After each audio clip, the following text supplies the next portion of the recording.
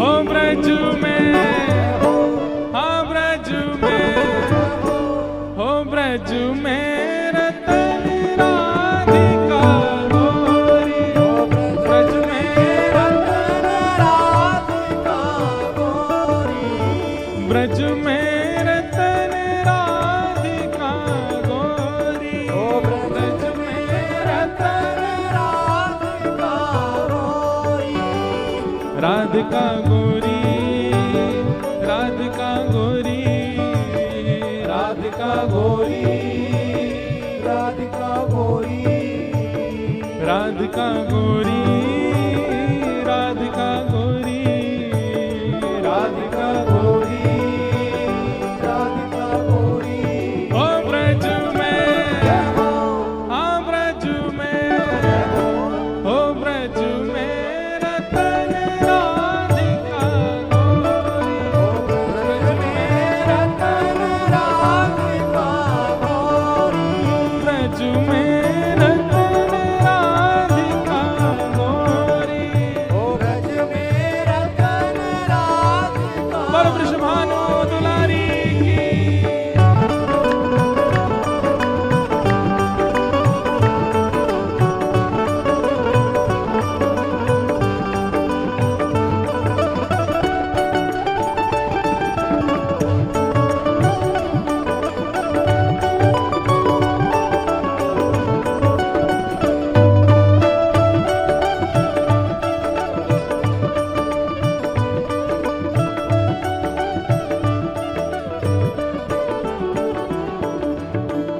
कुंजन कुंजन बिहरत दोनों, कुंजन कुंजन बिहरत दोनों, कुंजन कुंजन बिहरत दोनों, कुंजन कुंजन बिहरत दोनों, हाँ बिहरत दोनों, रमणत दोनों, बिहरत बिहरत दोनों, रमणत दोनों, बिहरत दोनों, रमणत दोनों, हे कुंजन कुंजन बिहरत दोनों, कुंजन कुंजन बिहरत दोनों, और यमुना जल खोरी, और यमुना जल खोरी, हाँ और यमुना जल खोरी, और यमुना जल खोरी, ओ ब्रज में, हाँ ब्रज में, ओ ब्रज में रतन राधिका गोरी, ओ ब्रज में रतन राधिका गोरी, सब ते सुवन राधिका गोरी, सब ते सुवन राधिका गोरी, राधिका गोरी, राधिका गोरी, राधिका गोरी, राधिका गोरी, राधिका गोरी, राधिका गोरी, राधिका गोरी, राधिका गोरी, ओ ब्रज में, विश्वनाथ जी तक आवाज जाए आपकी, ओ ब्रज में, हाँ ब्रज में, ओ ब्रज में रतन राधिका गोरी, ओ ब्रज में रतन राधिका गोरी, ब्रज में रतन राधिका गोरी, ओ ब्रज में रतन राधिका, बोलो वृषभानु दुलारी।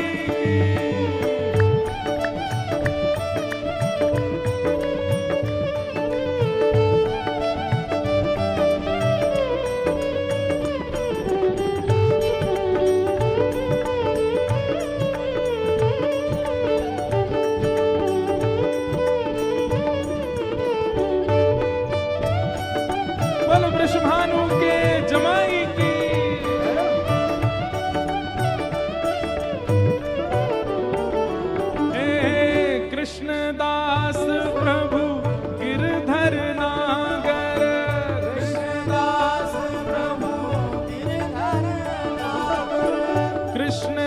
कृष्णदास प्रभु गिरधर नागर, कृष्णदास प्रभु गिरधर नागर, प्रभु गिरधर नागर, प्रभु नटवर नागर, कृष्णदास प्रभु गिरधर नागर, कृष्णदास प्रभु गिरधर नागर, नागरी नवल किशोरी हो, नागरी नवल किशोरी, नागरी नवल किशोरी, नागरी नवल किशोरी, ब्रज में, ब्रज में, ओ ब्रज में रतन राधिका गोरी, ओ ब्रज में रतन राधिका गोरी, सब में सुघड़ राधिका गोरी, सब में सुघड़ राधिका गोरी, राधिका गोरी, राधिका गोरी, राधिका गोरी, राधिका गोरी, हे राधिका गोरी, राधिका गोरी, राधिका गोरी, राधिका गोरी, ओ ब्रज में, ब्रज में, ओ ब्रज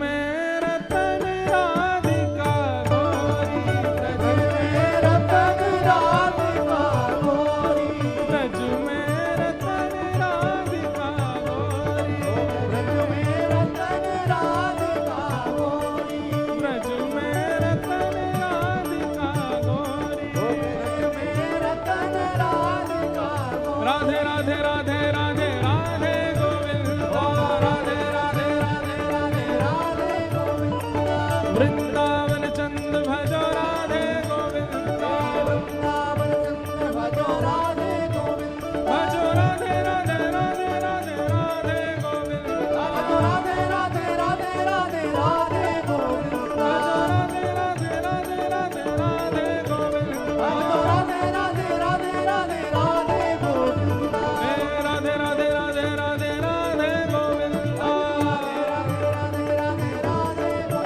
भजो राधे राधे राधे राधे राधे गोविंद, राधे राधे राधे राधे राधे गोविंदा, हे भजो राधे गोविंद, राधे गोविंदा, भजो राधे गोविंद, राधे गोविंदा, हे भजो राधे गोविंद, राधे गोविंदा, राधे गोविंद, राधे गोविंदा, राधे गोविंद, राधे गोविंदा, हे राधे गोविंद, राधे गोविंदा, हे राधे गोविंद, राधे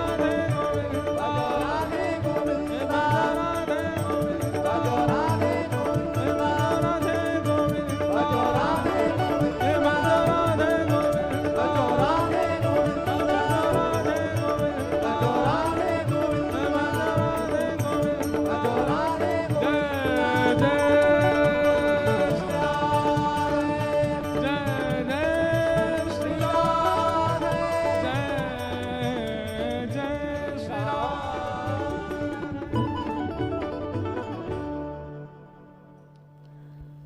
कृष्णदास प्रभु गिरधर नागर, कृष्णदास प्रभु गिरधर नागर, कृष्णदास प्रभु गिरधर नागर, कृष्णदास प्रभु गिरधर नागर, नागरी नवल किशोरी,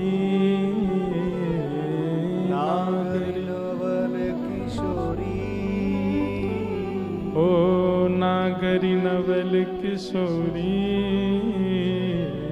नागरी नवल किशोरी, ब्रज में रतन राधिका गोरी, ब्रज में रतन राधिका गोरी, राधिका गोरी, राधिका गोरी, राधिका गोरी, राधिका गोरी, राधिका गोरी, राधिका गोरी, राधिका गोरी, राधिका गोरी। ओ ब्रज में रतन राधिका गोरी, ब्रज में रतन राधिका गोरी। बहुत सुंदर भाव। हमारे अष्ट सखाओं में एक सखा श्री कृष्णदास जी ने इसको गाया, और हमारे परम स्नेही, परम सुहृद और गौ सेवक श्री गोवत्स राधा कृष्ण जी महाराज बड़े भाव से इसको गाते हैं। उन्हीं से ही हमने सीखा ये भाव, ऐसे सुंदर ढंग से वो पिरोते हैं। कुंजन कुंजन बिहरत दो, कुंजन कुंजन विहरत दो, और यमुना जल खोड़ी, और यमुना जल खोरी। पिय भुज कंद दिए शोभित कर, पिय भुज कंद दिए शोभित कर। किसके लिए है? ठाकुर जी, ठाकुर जी की इतनी हिम्मत, किशोरी जी गले में गलवियां डालेंगे? किशोरी जी डालती हैं ठाकुर जी के गले में। पिय भुज कंद, अब यहां पर अगर ठाकुर जी ने कंधे में हाथ रखा होता तो प्रिया भुज कंद, पर पिय भुज कंद दिए शोभित कर, पिय भुज कंद दिए शोभित कर। कैसे लग रहे हैं दोनों? बोले घनी दामिनी दुत जोरी, घनी दामिनी जोरी। जैसे घने बादल, और घने बादलों में बीच बीच में जैसे बिजली कड़कती है, तो बादलों का वर्ण तो है श्याम और बिजली का वर्ण है श्वेत। तो ऐसे ही लग रहे हैं मानो एक तरफ तो घनघोर बादल के स्वरूप में श्री ठाकुर जी, और बीच बीच में ऐसे गले में गलवैयां डाल करके किशोरी जी मानो जैसे दामनी दमक रही हो, ऐसे ठाकुर जी चल रहे हैं। ब्रज में रतन राधिका गोरी, ब्रज में रतन राधिका गोरी। भजन गाने की जरूरत ही नहीं, हमारे ब्रज के साहित्यों ने, रसिकों ने इतना गाया है, इतना गाया है, इनकी वाणी को ही गा दिया जाए, इन्हीं के भाव ही सुना दिए जाए, अद्भुत है। ये कृष्णदास जी का पद है, भगवान के अष्ट सखाओं में से एक सखा। तो इस प्रकार ठाकुर जी ने गिरिराज जी धारण किए, और 7 दिन, अब यहाँ गर्ग संहिता की कथा ऐसी आती है कि श्री ठाकुर जी ने जैसे गिरिराज जी पधराए तो सब ब्रजवासी बोले, यशोदा मैया, नंद बाबा, एक तो तुम्हारो लाला इतनो बलवान, वो तो इकन्नी उंगली पे गिरिराज जी धारण करे, पर वृषभानु जी और कीर्ति मैया तुम्हारी लाला तो वातु बल, तुम्हारी लाली तो वातु बलवान, वो तो आंखन पे ही धारण कर ले। बोले कहा करें? बोले इन दोनों उनको ब्याह कर दो। तब गर्ग संहिता में, ब्रह्म वैवर्त पुराण में, हमारे ब्रज के कई साहित्यों में फिर किशोरी जी के ठाकुर जी के विवाह का प्रसंग आया। ठाकुर जी से किशोरी जी का ब्याह हुआ, पर भागवत में उसका वर्णन नहीं है। क्यों? श्रीमद् भागवत जो है सार्वजनिक एक प्रकार से वाणी है व्यास जी की, और सबका अंतरंग भाव समझना मुश्किल होगा, इसलिए यहां पर किशोरी जी का नाम भी नहीं है पूरी भागवत में। उसके पीछे कथा बताते हैं कि सुखदेव जी कौन है? ये किशोरी जी के ही सुख पक्षी हैं। सुखदेव जी ने पहले ही ध्यान करके बैठे कि किशोरी जी का नाम बोलना नहीं है। क्यों? श्री सुख मूर्छित भय मास शठ, 6 महीने की समाधि में जाते हैं शुकाचार्य जी अगर किशोरी जी का नाम ले लेते हैं तो, और परीक्षित के पास 7 ही दिन बचे हैं, इसलिए शुकाचार्य जी ने किशोरी जी का नाम ही उद्धृत नहीं किया भागवत में। जहां भी किशोरी जी के भाव आते हैं वहां पर कैसे पता चले कि किशोरी जी हैं? तो बहुवचन और एक वचन से पता चलता है। जैसे गोप्य ऊंचू, ये बहुवचन हो गया, मतलब बहुत सारी गोपियां बोल रही हैं, पर जब भ्रमर गीत प्रारंभ होता है तो कहते हैं गोप्योवाच, एक गोपी बोल रही है, वो किशोरी जी। राधा रानी का स्पष्ट नाम भागवत जी में नहीं। अपना नाम, गुरु का नाम, अपने एक पुत्र का नाम, अपने प्रिय का नाम, कुछ ऐसे नाम है इनका स्पष्ट उच्चारण नहीं करना चाहिए। अपना नाम सबसे पहले तो अपना नाम बार बार नहीं बोलना चाहिए। अपने प्रिय का नाम, जैसे माताएं तो बोलती नहीं पति का नाम, तो पति को भी नहीं बोलना चाहिए माताओं का नाम। प्रेम जिससे हो, प्रीति जिससे हो, उसका स्पष्ट नाम नहीं बोलना चाहिए। माताएं जो अपने पतिदेव को जैसे भी बुलाती हैं, ये कोई व्यवहारी बात नहीं है, ये शास्त्रीय बात है कि नहीं बोलना चाहिए नाम। और अगर कोई माताएं या भाई लोग अपनी पत्नी का नाम बोलते हैं तो आज से बंद कीजिए, नहीं है वो उचित। स्वनाम, अपना नाम स्पष्ट नहीं बोलना चाहिए, जगह जगह नहीं बोलना चाहिए, कम बोलना चाहिए। दूसरा, अपने जिससे हम प्रिय करते हैं उसका नाम। एक पुत्र है घर में, उसका नाम भी स्पष्ट नहीं बोलना चाहिए। उसको भी यहां से प्रथा शुरू हुई निकनेम रखने की, मतलब कुछ ऐसा रखा जाता है, या तो लाला कह करके बुलाएंगे या फिर उसको कुछ और भाव से बुलाएंगे। पर ये निकनेम ऐसे शुरू हुए कि अब तो ये नहीं पता चलता कि घर के पेट को बुला रहे हैं कि बेटा को बुला रहे हैं। ऐसे नाम हो गए। तो इसलिए स्पष्ट उसका नाम ना बोल के उसको कुछ और भाव से बुलाया जाता है, उसको बुलाते हैं। हम तो घर घर में जाते हैं, ऐसे ऐसे नाम सुने हमने कि हम बोल नहीं सकते मंच पे से। तो जो भी हमारी सेवा में रहते हैं वो उसका नाम अगर विचित्र होता है तो मैं उसका नया नाम धरे आता हूं। मैंने भाई ये तो मैं नहीं बोलूंगा तुमको।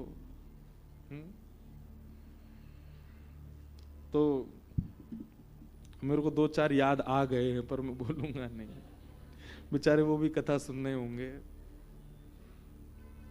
तो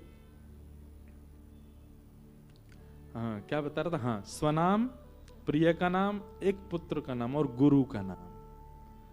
इसीलिए हमारे यहाँ देखो संत जनों के नाम के परम पूजनीय, प्रातस्मरणीय 1008 महामंडलेश्वर, ये फिर हमारे ब्रज में तो ऐसे स्पष्ट नाम नहीं बोलते, बोल देंगे वहां वाले रमन रीति वाले महाराज जी, मलुक पीठ वाले महाराज जी, केली कुंज वाले महाराज जी, राधा वल्लभ जी वाले महाराज जी, सेवा कुंज वाले महाराज जी। क्यों स्पष्ट नाम क्यों नहीं बोलना चाहिए? कहते हैं हानि होती है, जिसका हम नाम बोलते हैं उसकी हानि होती है। अपना नाम भी अगर बार बार बोलेंगे तो हानि होती है। दक्ष प्रजापति पूरे दिन अपना ही नाम बोलता रहता था, हानि हुई ना, बकरे का मुंह लगाना पड़ा उसको। इसलिए स्वनाम, प्रिय का नाम, एक पुत्र का नाम, गुरुजनों का नाम स्पष्ट नहीं बोलना चाहिए। कुछ उपाधि या फिर किसी आवरण में उनका नाम उच्चारित होना चाहिए। इसलिए हमारी किशोरी जी का स्पष्ट नाम भागवत में प्रकट नहीं है। लेकिन एक और बात, अब देखो ये रहस्य है। एक जगह तो किशोरी जी का पता कैसे चलेगा? एक वचन से। अगर गोपी उवाच कहीं लिखा है तो मतलब किशोरी जी बोल रही हैं, एक ही बार लिखा है बस ब्रह्मर गीत में। और दूसरा, जहां कहीं भी ठाकुर जी बोल रहे हैं तो कृष्ण उवाच नहीं लिखा या भगवान उवाच नहीं लिखा, श्री भगवान उवाच। तो श्री कौन है? श्री राधा, किशोरी जी। तो इससे ये बात स्पष्ट होती है ठाकुर जी जहां भी बोल रहे हैं अकेले नहीं है, श्री जी कहीं ना कहीं खड़ी हैं, श्री भगवान उवाच। और यही बात सुखदेव जी के लिए भी है। सुखदेव जी के नाम में भी जहां भी सुख उवाच नहीं, श्री सुख उवाच। तो श्री कौन है? किशोरी जी। तो जो भागवत के पाठक हों वो इस रूप से कहीं भी श्री शब्द देखें और एक वचन में गोपी शब्द देखें तो समझ जाना ये किशोरी जी हैं। तो इस प्रकार गोवर्धन लीला हुई। तत्पश्चात भगवान ने जैसी गिरिराज जी नीचे पधराए, उसके बाद फिर सब लोगों ने ठाकुर जी को कंधा पे उठा लिया, सब नाचने लगे, गाने लगे, ब्रजवासियों ने खूब आनंद किए। गैयाओं ने अपने थनों से बिना काढ़े ही दूध निकालना प्रारंभ कर दिया। इतने आनंद में भर गई गैया कि उनके थन से अपने आप ही दुग्ध निकलने लगा, नेत्रों से प्रेमाश्रु झरने लगे। क्यों? हमारी रक्षा के कारण छोटे से ठाकुर जी ने 7 दिन तक गिरिराज जी धारण किए। और गैयाओं के इस प्रेम को देख करके ठाकुर जी उनके पास गए, उनके ऐसे अंजलि में भर करके दुग्ध पान करने लगे, उसी से स्नान करने लगे। गैया भगवान को चाटने लगी। गायों ने अंतरंग रूप से भगवान का नामकरण कर दिया, गोविंद। ये गोविंद नाम गायों ने रखा ठाकुर जी का। जो लोग अपनी वृद्धावस्था की ओर बढ़ रहे हैं वो गोविंद नाम का कीर्तन किया करो। गोविंद क्यों? गो माने गाय, गो माने ज्ञान, गो माने इंद्रियां, हाथ पैर नाक आंख मुख कान त्वचा, ये सब गो हैं। और विंद माने रक्षक, हमारी ज्ञान के रक्षक, हमारी इंद्रियों के रक्षक, गायों के रक्षक जो हैं उनको गोविंद कहते हैं। आज हमारे नाश का कारण इंद्रियां बनती हैं क्योंकि इनके ऊपर कोई रक्षक नहीं है। हम जो चाहते हैं खिला देते हैं, जो चाहते हैं दिखा देते हैं, जहां चाहते हैं स्पर्श कर लेते हैं, जिसको चाहते हैं सब स्वीकार करते हैं। इसलिए इन समस्त इंद्रियों के रक्षक गोविंद बने। इसलिए गोविंद नाम का उच्चारण करते रहा कीजिए, गोविंद गोविंद गोविंद गोविंद गोविंद। तो इससे क्या होगा? इंद्रियां आपकी एकाग्र होनी शुरू होंगी। जो इंद्रियां बहुत विचलित हैं, जिनकी इंद्रियां बिल्कुल वश में नहीं हैं, वो गोविंद नाम का उच्चारण करो। और धीरे धीरे आप अगर वृद्धावस्था की ओर जा रहे हो तो भी गोविंद नाम का स्मरण करो। क्यों? इंद्रियां अब शिथिल हो रही हैं, तो हे ठाकुर जी आप रक्षा करो। तो गोविंद नाम रखा गया। एकादशी व्रत की कथा सुनाई गई और अब शुरू हुआ रास पंचाध्याय। वैसे तो क्रम से आज भगवान का ब्याह होना चाहिए, पर हम ब्याह कल ही करेंगे ठाकुर जी का। कल ब्याह और द्वारिका लीला सब एक साथ करेंगे। आज ठाकुर जी का रास पंचाध्याय ब्रज में ही रहने दें ठाकुर जी को, क्योंकि ब्याह के लिए तो फिर द्वारिका भेजना पड़ेगा। तो इसलिए महादेव की नगरी में विश्राम में जब जाएंगे कथा में तब भले। वाह, हमारे सतुआ बाबा महाराज पधारे हैं। नमः पार्वती पतये हर हर महादेव। जय हो। जय राधे कृष्ण गोविंद गोपाल राधे माधवा। जय राधे कृष्ण गोविंद गोपाल राधे माधवा। जय राधे कृष्ण गोविंद गोपाल राधे माधवा। जय राधे कृष्ण गोविंद गोपाल राधे गोविंद राधे माधवा गोपाल राधे माधवा। गोविंद राधे माधवा गोपाल राधे माधवा। गोविंद राधे माधवा गोपाल राधे माधवा। कृष्ण गोविंद गोपाल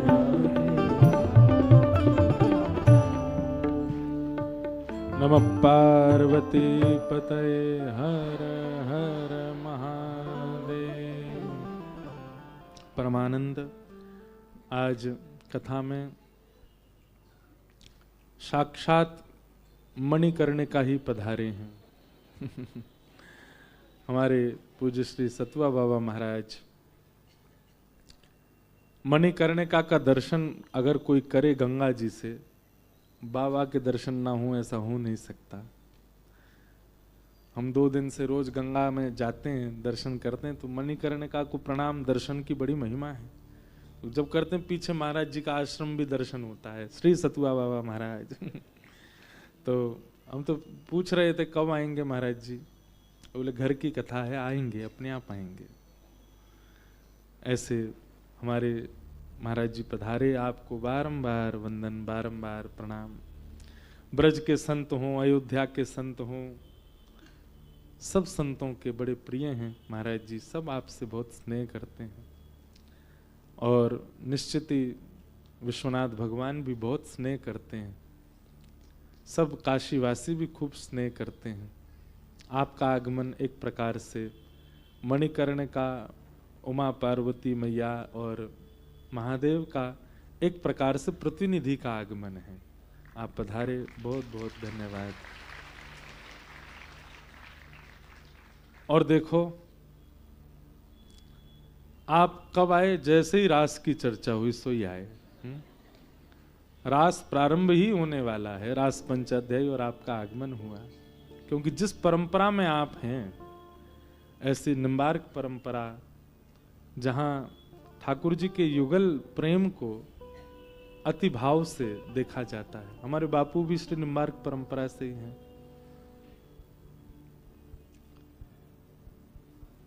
रास के समय आपका आगमन एक प्रकार से इस बात का प्रतीक है कि ये केवल कथा शब्द में नहीं हो रही है, सचल कथा हो रही है।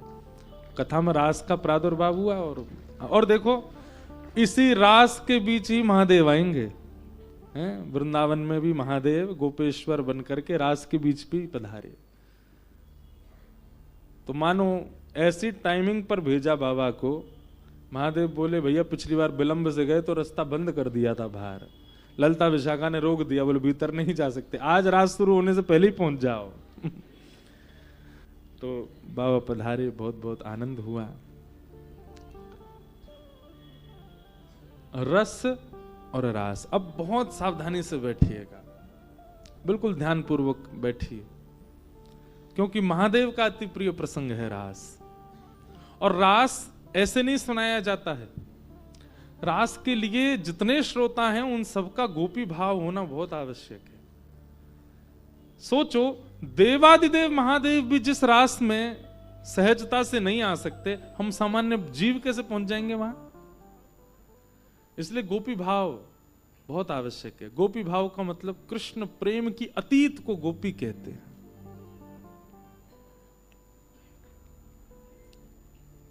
रस और रास, मैं हर कथा में इस बात को बहुत विस्तार से समझाने का प्रयास करता हूं। रस और रास में अंतर क्या? सब लोग इधर देखो।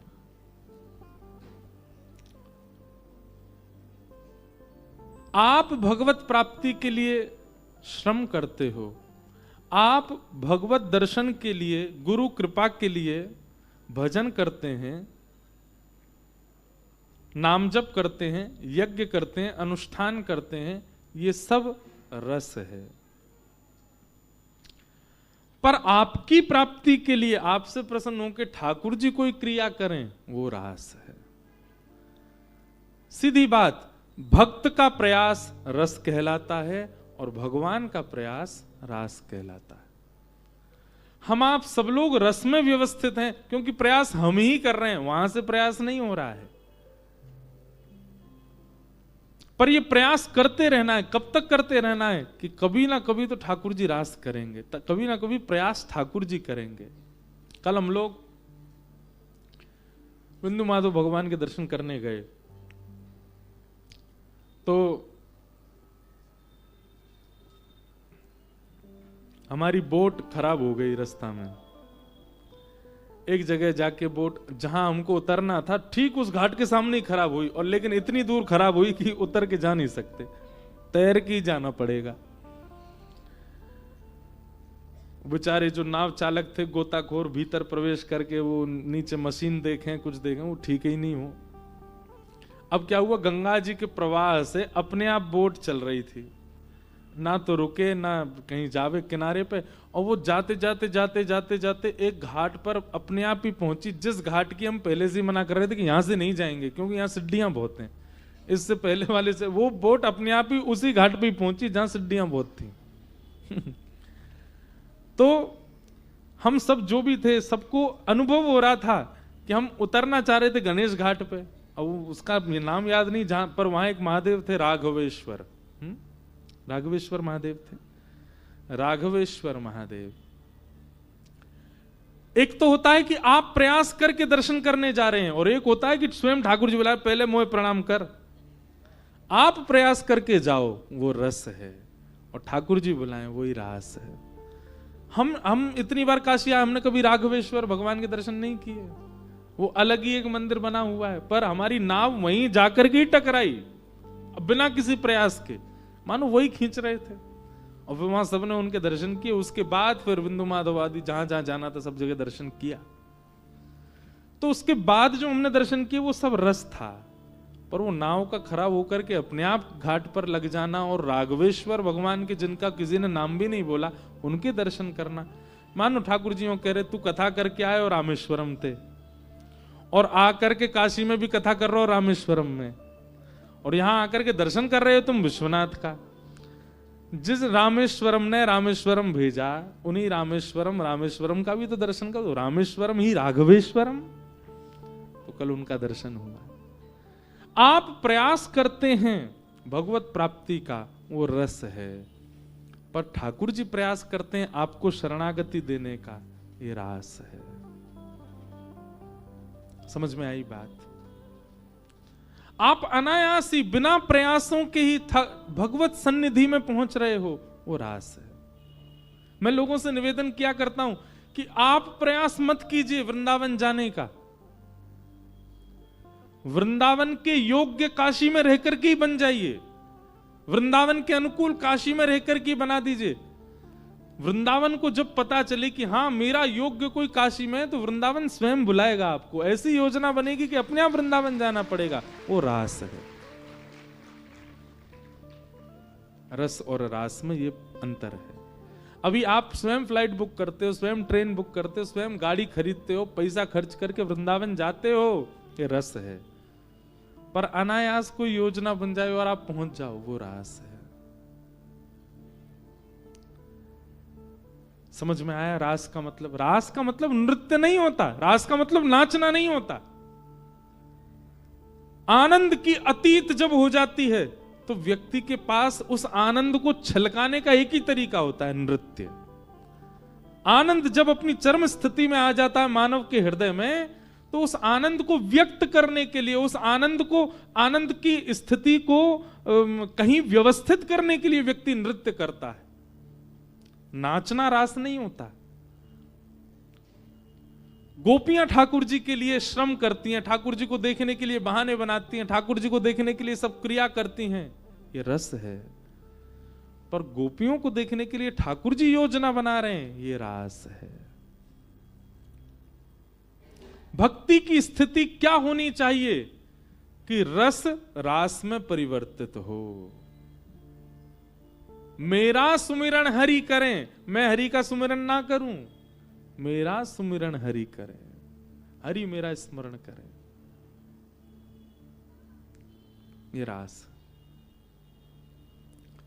मीराबाई के साथ रास हुआ है, सूरदास के साथ रास हुआ है, गोस्वामी तुलसीदास जी के साथ रास हुआ है, सूरदास जी के साथ, कुम्मनदास जी के साथ रास हुआ है, कृष्णदास के साथ रास हुआ है। ये सब वो लोग हैं जिनका नाम मंच से बोला जाता है, कथाएं सुनाई जाती है, जिनके साथ रास हुआ है।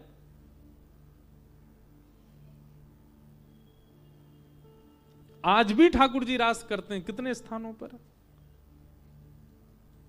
श्री जगन्नाथ महाप्रभु हर वर्ष अपने नंदी घोष रथ पर विराजमान होकर के कहां जाते हैं?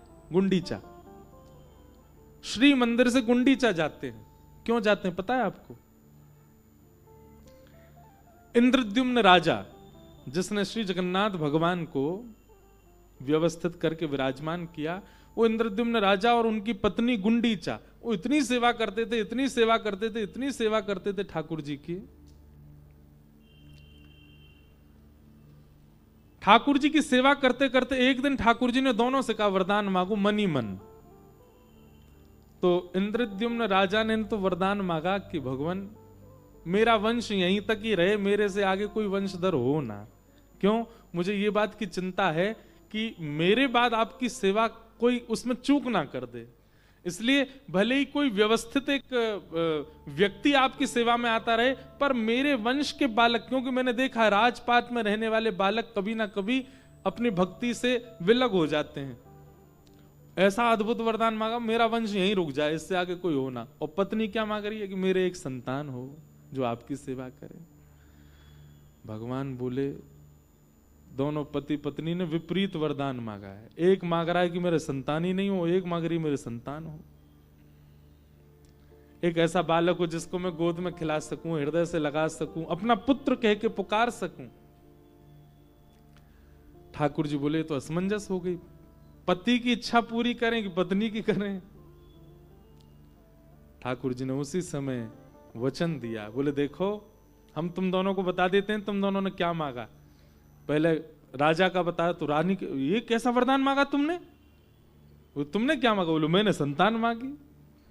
इंद्रद्युम्न राजा बोले भगवान आप तो संकट में पड़ गए। बोले नहीं संकट नहीं, सब योजना है हमारी। बोले क्या? तुमको संतान चाहिए? नहीं, इनको संतान चाहिए। आज से गुंडीचा मैं ही आपका पिता, मैं ही आपका पुत्र, आप मुझे ही पुत्र मान लो और आप बिल्कुल चिंता ना करें क्योंकि मैं परब्रह्म हूं, इसलिए साल भर श्री मंदिर में विराजमान होकर परब्रह्म बनकर के पूरे विश्व को दर्शन दूंगा। पर आपकी इच्छा की पूर्ति के लिए हर साल में 15 दिन के लिए मैं स्वयं रथ पर बैठ करके गुंडीचा आऊंगा और आपके लिए लाला बनकर के, जैसे एक मैया लाला को गोदी में खिलाती, गुंडीचा में जो भगवान जगन्नाथ जी की सेवा है वो बिल्कुल विलग है श्री मंदिर से। वहां श्री मंदिर में परब्रह्म की आराधना होती है, पर गुंडीचा में नेक्से से लाला की आराधना होती है। रथ पे बैठ करके मैया हर वर्ष आऊंगा और आपका लाला बनकर के आपके हाथ से पाऊंगा, आपकी गोद में बैठूंगा। अब सृष्टि का भी तो ध्यान रखना है ना, इसलिए परब्रह्म रहूंगा, 15 दिन आपको लाला बन के सुख दूंगा। ठाकुर जी का जो रथ पर बैठ करके गुंडीचा जाना है ये रास है, क्योंकि ठाकुर जी प्रयास कर रहे हैं। हम आप सब लोग रस का अनुभव तो कर चुके हैं, पर अब रास का अनुभव करें। और रास से पहले कहीं भगवत धाम मत चले जाना भैया। इसलिए जितना सीमित जगह समय बचा है ना जीवन का, प्रयास कर लीजिए कि इसमें रास हो जाए। जितने युवा बैठे हैं बहुत भाग्यशाली हो आप कि आपको बहुत सही समय पर ठाकुर जी कथा में भेज रहे हैं। आपके पास बहुत समय, अभी आयु खूब बची है, इसमें रास कर लो, रास का अनुभव कर लो। ठाकुर जी कोई योजना बनाए आपके लिए। भौंदू की कथा किस किसने सुनी है? देखो कितने सारे लोगों ने। जिन्होंने नहीं सुनी वो सुनो। वृंदावन में एक महापुरुष विराजते थे। उनकी गौशाला में गैया की सेवा करता था एक व्यक्ति। इतना सीधा था, इतना सरल था, इतना सहज था, उसको सब भौंदू बोलते थे। क्या बोलते? भौंदू। उसका नाम कुछ और था पर उसको सब बोलते भौंदू ही थे। एक बात हम कथा में कहते हैं, ज्ञानी भगवत प्राप्ति में पीछे रह जाएंगे, योगी भगवत प्राप्ति में पीछे रह जाएंगे, समाधिस्थ रहने वाले भगवत प्राप्ति में पीछे रह जाएंगे। तो फिर भगवत प्राप्ति में सबसे आगे कौन चलेगा? भौंदू। जो बहुत सीधा है, बहुत सरल है, बहुत सहज है, जिसको कुछ पता ही नहीं है। हम लोग चतुर बनना चाहते हैं, हमारे अंदर चतुराई अतीत में होती है। चतुर बनेंगे ना तो संसार के प्रिय रहोगे, और सरल बनोगे तो ठाकुर जी के प्रिय रहोगे। इसलिए सहज बनने का थोड़ी अंदर ना सहजता रखा करो। जरूरी नहीं है हर चीज आपको आनी चाहिए, कहीं कहीं अपूर्णता भी अच्छी है। हर चीज में योग्य रहना संसार को प्रिय बना सकता है, संसार के लिए आपको प्रिय बना सकता है, पर हर चीज में थोड़ा थोड़ा अयोग्य रहना, इसमें ठाकुर जी की प्रियता होती है।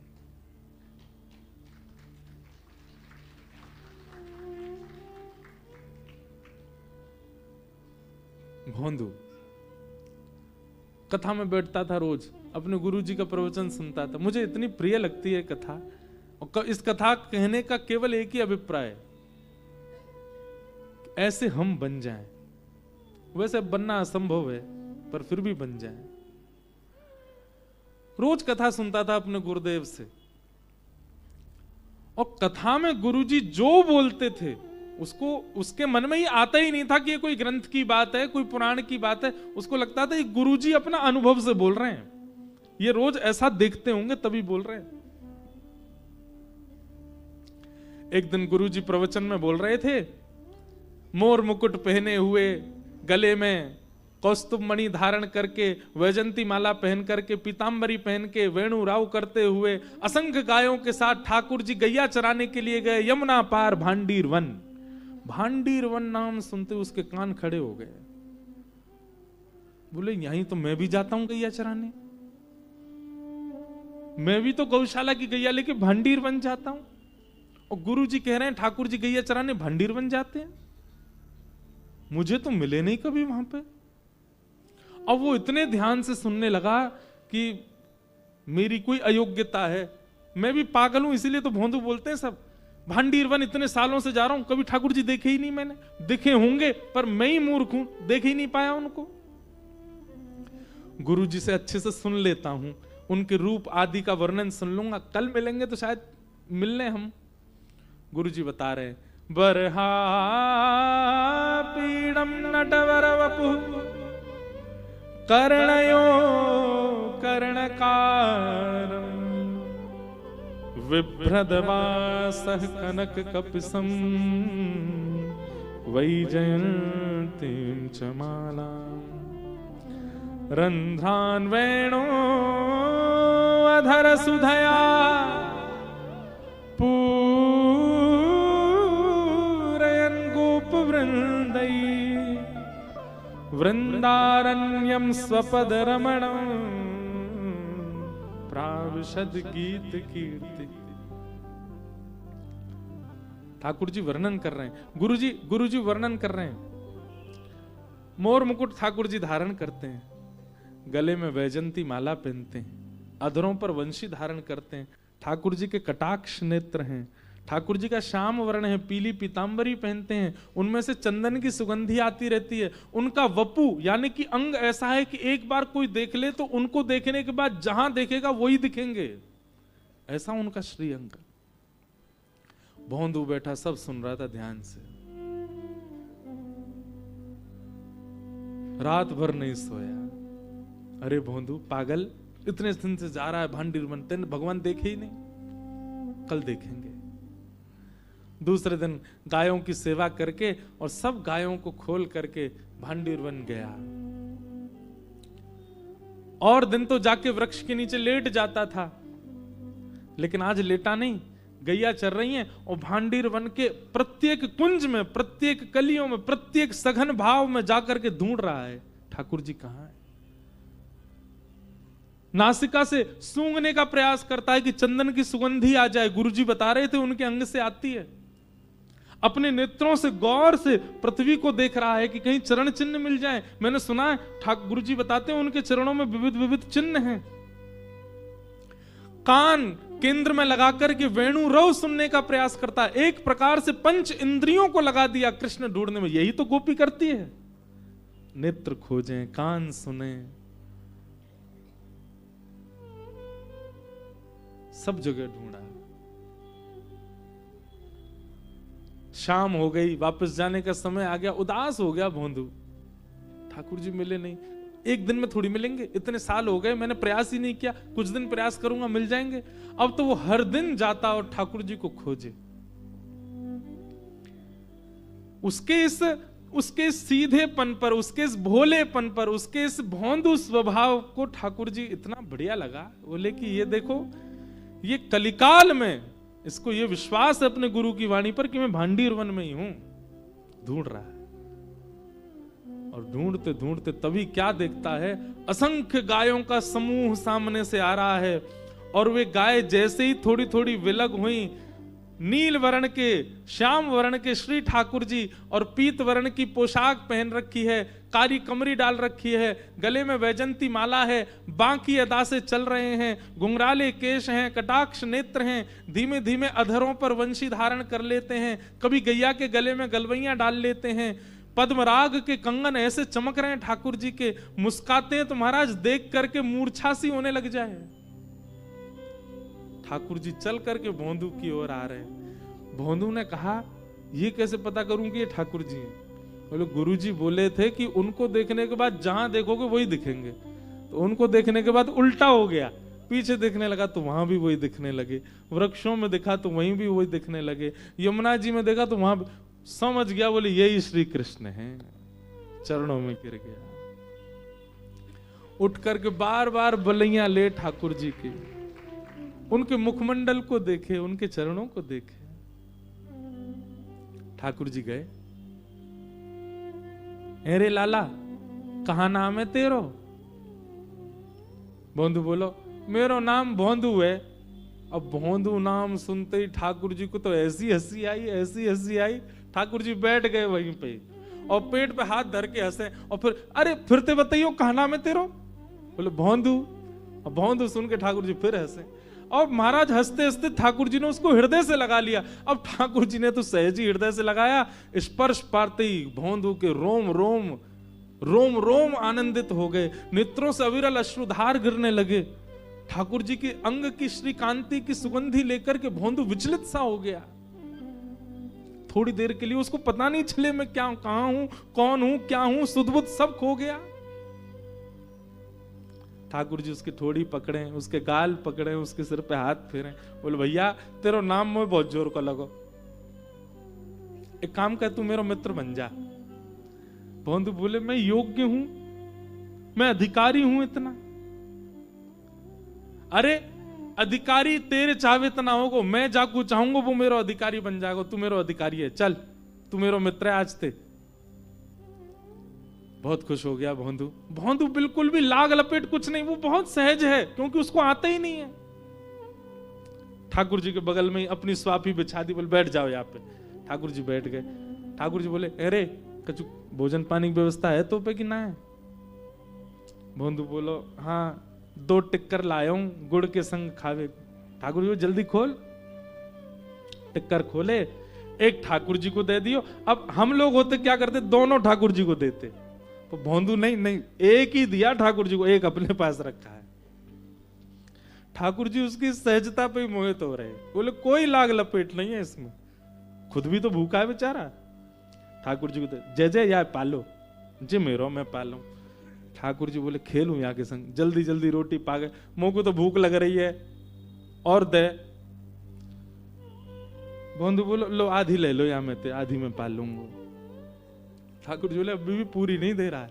ठाकुर जी झट पा लियो और भोंदू ने मुख से लगाया, एक एक एक कवल पाया। ठाकुर जी ने के हाथ ही छीन लो, ला दे मुख भूख लग रही है। जय जय जी तो गलत बात है, आप अपनी मैया ते कह करो ना भोजन दे के भेजे करे। जब वन में आओ गैया चरावे आओ तो मैया को ध्यान रखना चाहिए, हमें भूखो रहेगो। उसकी इस बातों पर ठाकुर जी बोले ये कितना सरल है, कितना सहज है, इसको कोई नहीं कुछ नहीं पता है कि ठाकुर जी के प्रति क्या भाव होता है। कल ते मुंह को दुगनो लानो पड़ेगा, क्योंकि आप तो मेरो भी पा जाओगे। गुरु जी वैसे एक दिन कथा में कह तो रहे, कहा ठाकुर जी बोले क्या कह रहे गुरु जी? और गुरु जी कह तो रहे कि आप बहुत पेटू तो हो, 8 बार भोजन लगाता है, मंदिर में 8 बार भोग लगता है आपका। ठाकुर जी इतने प्रसन्न हो गए भोंदू पर। और जगह तो व्यक्ति पूछता है कि ठाकुर जी के दर्शन कब होंगे, पर आज ठाकुर जी कह रहे हैं भोंदू कल कब आवेगो तू? मैं तो जैसे सूर्य ऊपर आ जाए बिल्कुल वही समय आ जाऊं। प्राचीन काल में घड़ी तो होती नहीं, तो सूर्य की छांव से लोग समय बताते थे। मेरी छांव या तरफ पड़ेगी वह समय आऊंगो, मेरी छांव पीछे को पड़ेगी वह समय आऊंगो, मेरी छांव नहीं दिखेगी या को मतलब ठीक 12 बजे सूर्य ऊपर हो वही समय आऊं जय मैं। ठाकुर जी बोले ठीक है। भोंदू चलोगे हो। दूसरे दिन पूरी रसोई की सामग्री इकट्ठी करने लगा। बोले भूखो छोड़ दें, कल भी भूखे ही रह गए या को मतलब उनकी खुराक ज्यादा, मैं तो अपनी 2 रोटी को कोटा ले चलूं, उनके पास दुगनो ले जाऊंगा। किसी ने कहा भोंदू इतने वर्षन थे तो तू सहज ही जातो, अब इतने सामग्री क्यों लेके जा रहा है? भोंदू के मुख से निकला ठाकुर जी आमे वहां पे, उन्हें भूख लगे, यशोदा मैया के जो धर के ही ना भेजे, कल मेरी रोटी खा गए, मौतें छीन के खा गए मेरे थे, भूखो ही रह गो, मैं यहां मैं ले जा रहा हूं। अच्छा अब ये बात ऐसी है कि भोंदू झूठ नहीं बोलता। झूठ बोलना भी चतुर व्यक्ति को ही आता है, सीधे व्यक्तियों को झूठ बोलना नहीं आता। छोटे छोटे बच्चे होते हैं ना, वो जब तक उनमें चतुराई नहीं आती वो झूठ बोलना नहीं आता उनको, सत्य बोलते हैं। उनको झूठ बोलना हम सिखाते हैं, उनको चतुर बनना हम सिखाते हैं। भोंदू बोला ठाकुर जी आते हैं ना, ये बात जैसे ही गुरुदेव को पता चली, ये बात इतनी बड़ी क्यों हो गई? क्योंकि भोंदू से झूठ बोलना नहीं आता है। गुरुदेव गए भोंदू के पास, भोंदू कौन आते हैं? गुरुदेव आप जिनकी कथा सुनाते हैं ना वही आते हैं, ऐसा मुकुट पहन के आते हैं गुरुजी, आपने कहा था ना, कर्णयो कर्णकारम, कान दो हैं, कुंडल एक ही पहनते हैं। आए थे एक ही कुंडल पहन के आते हैं। वही जयंतीम चमाला। और गुरुजी में कहा बताऊं, उनने जादना मुकु अपने अंग से लगायो। वादना तो गुरुजी जन पता नहीं, ऐसा लगी कि धरती है ही नहीं, मैं आकाश में उड़ रहा हूं। उनके तन की सुगंधी गुरुजी ऐसी, उनको स्पर्श ऐसा, ये जो लक्षण भोंदू बता रहा था, सामने बैठे गुरुदेव के नेत्र बंद हो गए। बोले कि इसको भगवत दर्शन हो चुका है। गुरुजी बोले तूने कितने दिन से मिल रहा है ठाकुर जी से? बोले 4 दिन हो गए। तूने पहले क्यों नहीं बताया? भोंदू बोलो, मुझे लगी आप सब तो इतने वर्षन ते मिल ही रहे हो उनते, मैं ही अभी पहली बार मिला हूं। गुरुजी आप इतनी अच्छी कथा सुनाते हैं, आपने देखे होंगे तभी तो सुनाते हैं। ये सब विद्यार्थी जो यहाँ इतने विद्वान हैं, इन सबके गले में आप हाथ रखते हो, इनके सिर पे आप हाथ रखते हो, ये सब इतने श्रेष्ठ हैं क्योंकि सबने दर्शन किए होंगे। मैं ही एक अभागो मो इतने दिनों बाद भय। गुरुदेव समझ गए, बोले इसका भोलापन है, इसकी जो सहजता है, सरलता है, यही ठाकुर जी को भा गई है। गुरुदेव बोले भोंदू तू वन में जा, एक काम करेगा? बोले गुरुदेव आज्ञा करो। जो ठाकुर जी को यहां ले आइयो आश्रम।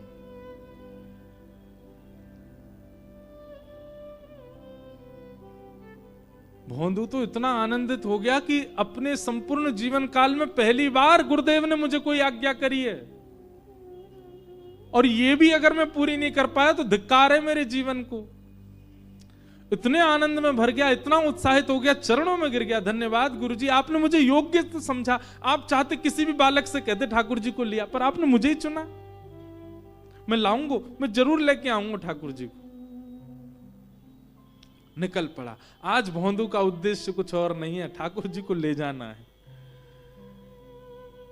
जैसे ही पहुंचा, ठाकुर जी प्रतीक्षा कर रहे थे। भोंदू गयो, जाति बैठ गयो, ठाकुर जी ने हृदय से लगायो। भोंदू आज तो बहुत ही अच्छा दिन है, आज तो बहुत ही श्रेष्ठ दिन है, आज तो वो भयो जो आज तक नहीं भयो।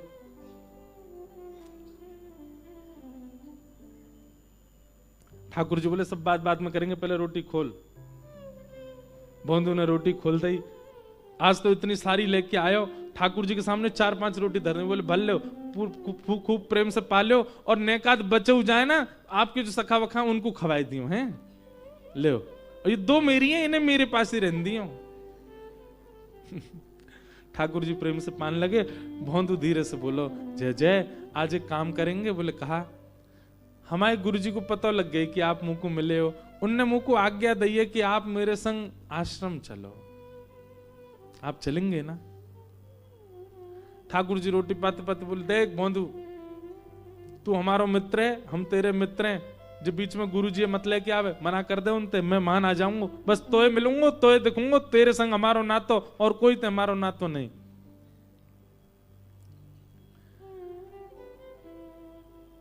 भोंदू बोलो ऐसे मत करो, आप मुझको गुरुदेव की कृपाती मिले हो, उनने नहीं बताया हो तो आपके बारे में कैसे मिलते आप मुझको? जिन गुरुजी ने आपसे मिलवाए हो उनसे मिलवे के काज ऐसे मना मत करो जय जय। ठाकुर जी बोले देख तू जो कहेगो सब मंजूर है, पर गुरुदेव के पास हम नहीं जाएंगे। भोंदू बोलो नहीं जाओगे? ठाकुर जी नहीं जाएंगे। अंतिम बार पूछ रहा हूं, नहीं जाओगे? ठाकुर जी बोले नहीं जाएंगे। तो सामने जो 2-3 रोटी बची, भोंदू ने वो उठा ली। जो गुरु जी के यहाँ की न मत खाओ, हमारे गुरु जी तो इतना ही बैर है आपको, इनको मत खाओ। ठाकुर जी बोले तो जे कौन सी बात है भैया, उन्हें खान दे ना। ना जो गुरु जी घर की है ना, कब खाओगे? और सबरी धर के महाराज पोटली बांधने लगो। ठाकुर जी के हाथ में आधी रोटी बची थी, तो ठाकुर जी को हाथ पकड़े बोले ये दे दो, ये गुरु जी को ही है। ठाकुर जी बोले ऐसे कौन करे? बोले अब रोटी तब मिलेगी, यो बताओ गुरु जी के पास चलोगे कि नहीं? ठाकुर जी बोले तू चाहे जितनी जिद कर ले, गुरु जी के पास तो नहीं जाऊंगा। भोंदू बोलो जीवन में पहली बार गुरुदेव ने मुझे आज्ञा दी और आप मना कर रहे हो? ठीक है जय जय, आज से एक बात और सुनो, जो मित्रता 4 दिन पहले आपने बनाई मैं बात तोड़ रहा हूं आज। आपसे मेरा कोई संबंध नहीं। और सुनो, ये अपनी गैया ने लेके वहां पल्लंगू जाए करो, वहीं चलाए करो। अगर ये यहाँ बाड़े में आ गई, इन्हें लेके आश्रम चलो जाऊंगा, तुम नहीं जाओगे तो गैया ने ले जाऊंगा। कल तो यहां मत आइयो, मेरो तुम्हारो कोई ना तो नहीं। और अपने सब पोटली वगैरह उठा के गैया ने इकट्ठी करके क्रोध में भर के भोंदू जान लगो। भोंदू जैसे जैसे ठाकुर जी से दूर जा रहा है, ठाकुर जी को मानो जैसे कोई त्रिलोकी ले जा रहा हो। ए भोंदू, अरे नेक बात तो सुन जा। भोंदू रुक जाता है, बोले एक ही बात सुनूंगो कि आप गुरु घर चलोगे, या के अलावा कोई और बात करनी हो तो मुझे मत रोकियो। और भोंदू बढ़ता जा रहा है। ज्यों ज्यों भोंदू दूर जा रहा है, ठाकुर जी के नेत्रों से आंसू गिरते जा रहे हैं। भोंदू की याद आ रही है। ठाकुर जी ने थोड़ी देर विचार किया और दौड़ करके गए भोंदू के पास, और चलते हुए भोंदू के पीछे कमर से लद गए ठाकुर जी, और उसके कंधा पे लटक के बोले, ले चल अपने गुरु के पास, आज वही दर्शन दे के आऊं, लेकिन तू मोते दूर नहीं जावेगो, तू सदा मेरे पास रहेगो, मेरे संग रहेगो। भोंदू तो खुश है। ठाकुर जी ऐसे पीछे अपनी कमर पर लटका लिए और दोनों पांव ऐसे भोंदू ने अपने हाथ में धर लिए और ठाकुर जी को लेके जा। ठाकुर जी ऐसे लटक करके जा रहे हैं भोंदू के कंधा पे। जैसे ही वृंदावन पहुंचे, आज गुरुजी प्रतीक्षा में तो थे, क्या होगा। जैसी गैया आई, गुरुजी दौड़ करके बाहर जाके देखने लगे, उन गायों के समूह के बीच में ऐसा दृश्य देखा ही नहीं है। क्या? भोंदू अपने कंधा पे लटका करके श्री ठाकुर जी को लेकर के आ रहा है। अद्भुत कांति श्री ठाकुर जी की प्रकट हो रही है, और ठाकुर जी कभी उसके गले से लग रहे हैं, कभी उसके गाल का स्पर्श कर रहे हैं, कभी उसके सिर पे हाथ धर रहे हैं, उसके गले से लटके हुए इतना प्रेम करते हुए श्री ठाकुर जी आ रहे हैं। ये दृश्य देख करके गुरुदेव वहीं मूर्छित हो गए। दौड़ करके भोंदू ने जल का छिड़काव किया, और गुरुदेव जैसे ही होश में आए, भोंदू तो गुरुदेव को गोद में लेके खड़ा था, और सामने त्रिभंग ललित श्याम सुंदर खड़े। ठाकुर जी को देख करके गुरु ने आज ठाकुर को नहीं, भोंदू को वंदन किया।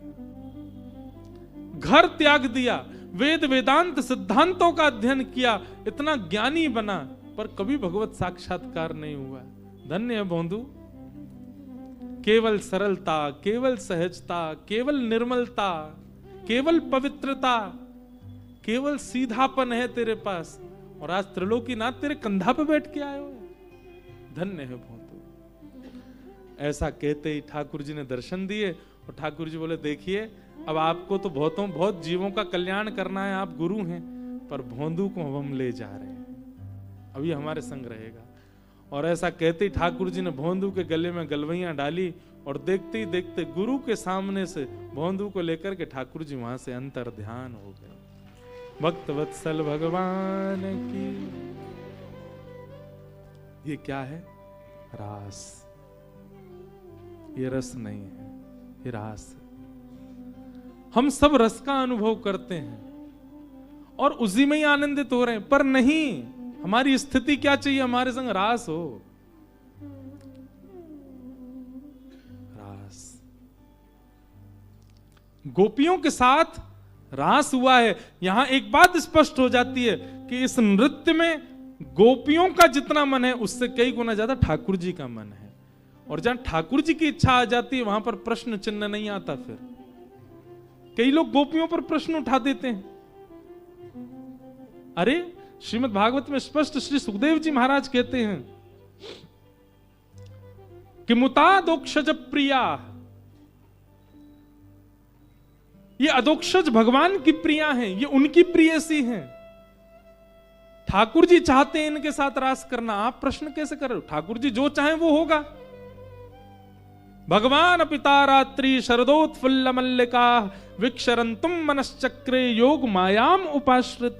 मनश्चक्रे, गोपियों ने मन नहीं बनाया ठाकुर जी के संग रास का, ठाकुर जी ने मन बनाया गोपियों को योग्य जान करके।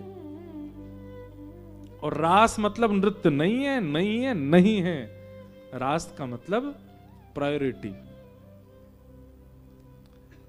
प्रायोरिटी को रास कहते हैं। एक विशिष्ट व्यक्ति, उसके पास आप जाओ, उसके पास सब जाते हैं, वो रास नहीं है। पर एक विशिष्ट व्यक्ति अपनी पदवी छोड़ करके आपके लिए नियोजन करे, वो रास है। हम प्रधानमंत्री से मिलने जा रहे हैं, सब जाते हैं, पूरी दुनिया जाती है, पर प्रधानमंत्री आपसे मिलने आ रहे हैं, ये रास है। पूरी दुनिया विश्वनाथ के पास जा रही है। पर इसी काशी की कथा कि एक ब्राह्मण जब गोस्वामी तुलसीदास जी महाराज से उसका विद्वेष था, उसने अनेक प्रयास किए गोस्वामी जी पर, कभी कोई गुंडे छोड़ दिए, कभी कुछ कर दिया, कभी गंगा जी में धक्का देने का प्रयास किया। गोस्वामी जी काशी छोड़ के जाने लगे। काशी की सीमा पार कर ही रहे थे, विश्वनाथ भगवान प्रचंड रूप धारण करके उस ब्राह्मण के सामने प्रकट हो गए और बोले, अभी जाकर के गोस्वामी जी के चरणों में क्षमा मांग और उनको लेकर के आ, यदि एक पग भी काशी से बाहर उनका गया, नूतन प्रलय हो जाएगा, पूरी सृष्टि का आज ही लय कर दूंगा मैं। गोस्वामी जी नहीं जाने चाहिए यहां से।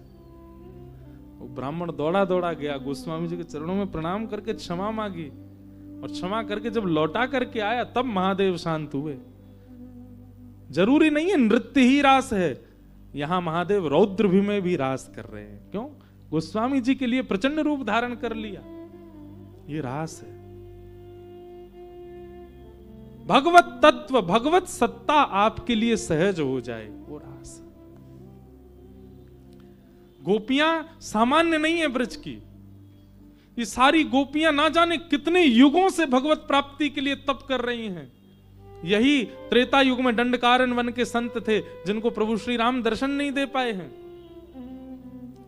वही सब संत हनुमान जी की आज्ञा से, हनुमान जी ने उनको आज्ञा की, आप चिंता ना करें, अगले युग में यही राम जी श्री कृष्ण बन के आएंगे और आप सब संत ही ब्रज की गोपी बन के आओगे, और एक प्रियतम प्रियतमा का जो सुख होता है वो आपको मिलेगा।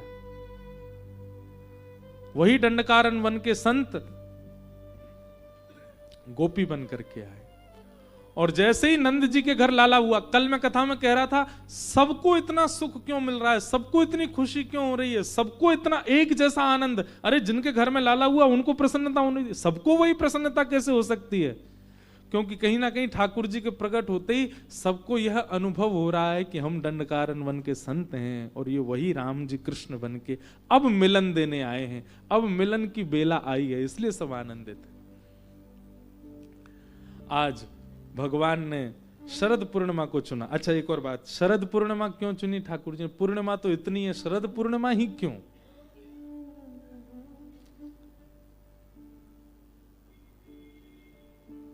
पुष्प वाटिका में प्रथम बार जब सिया जी से राम जी मिले थे, उस दिन भी शरद पूर्णिमा थी, उस दिन भी शरद पूर्णिमा। शरद पूर्णिमा के कितने दिन बाद रामनवमी आती है?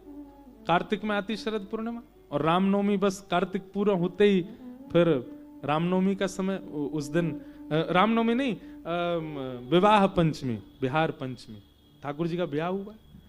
तो प्रथम मिलन जो सियाजू का और श्री राघवेंद्र सरकार का हुआ है वह भी शरद पूर्णिमा को ही हुआ है। उसी दिन ठाकुर जी ने उस पूर्णिमा को आनंदित कर दिया, बोले ये दिन बहुत श्रेष्ठ है क्योंकि आज सिया जी मिली हैं। इस चंद्रमा को, इस पूर्णिमा को हम आनंदित द्वापर में भी करेंगे और हर कलयुग में भी करेंगे। इसलिए ठाकुर जी ने द्वापर में गोपियों से मिलने का जो समय, अच्छा ये गोपियां, इनमें से कई गोपियां वह भी हैं जो सियाजू के साथ में पुष्प वाटिका में आई थी। अब मेरे को चौपाइयां तो याद नहीं, पर गोस्वामी जी की चौपाइयों में वर्णन आता है कि राम जी को सीता जी से पहले कई सखियों ने देखा, वो सखियां ही देख करके आनंदित हो गई थी। लेकिन तब तो मर्यादा पुरुषोत्तम है, तब तो एक ही के हो सकते हैं, सबके तो हो नहीं सकते। इसलिए जब सिया स्वयंवर हुआ तो जितनी भी सखियां थी किशोरी जी की, वे सब बोली देखे तो हमने पहले थे, पर ये हो सिया जी के गए। तो सीता जी भी बोली, बोले अभी मर्यादा पुरुषोत्तम है, एक ही के रहेंगे, पर यही जब लीला पुरुषोत्तम द्वापर में बन के आएंगे, तुम सब ब्रज की ब्रजांगना गोपी बन करके आओगी। और जो सुख यहां केवल एक को मिला है, वो सुख सबको मिलेगा। तो अनेक गोपियां जो द्वापर में आई हैं, कोई संत हैं, कोई सिया जी की सहेलियां हैं, कोई ये अपने बानर सेना के कई बानर हैं जो ठाकुर जी के प्रति प्रियतम भाव रखते थे, वो सब गोपी बन करके आए हैं ब्रजमंडल में। झरा भंडारा किया ठाकुर जी ने, सबको लुटा दिया खुद को ब्रज की लीला में। भगवान ने शरद पूर्णिमा का नियोजन किया था चीर हरण के समय। जब गोपियों के चीर हरण किए तो भगवान ने बताया, बोले आप चिंता नहीं करो, जब शरद पूर्णिमा आएगी मैं आप सबके संग्रास करूंगा। आज जैसे ही शरद पूर्णिमा का चंद्रमा उदित हुआ, कोई गोपी दही मथ रही थी, कोई गोपी रोटी बना रही थी, कोई गोपी अपने बालक को सुला रही थी, अनेक अनेक कार्यों में सब व्यस्त थीं। जैसे ही शरद का चंद्रमा दिखाई दिया, गोपियां विचलित हो गई। ये तो वही रात्रि है जिस रात्रि में मिलने का आश्वासन किया ठाकुर जी ने। लेकिन एक भी गोपी अपने घर से गई नहीं। क्यों? मानी ना। सब कह रही हैं एक बार और कन्हैया कोई संकेत करके बुला लें तो हम जाएंगे। ठाकुर जी ने वन में जाकर के कदम वृक्ष के नीचे बैठ करके अपने वेणु को अपने अधर पर धारण करके कोमल उंगलियों से उसके छिद्रों को आच्छादित करते हुए जैसे ही प्राण पिरोए, जगऊ कलम बाम दृशाम मनोहरम। शुकाचार्य जी वर्णन करते हैं, ऐसी वंशी बजी वृंदावन में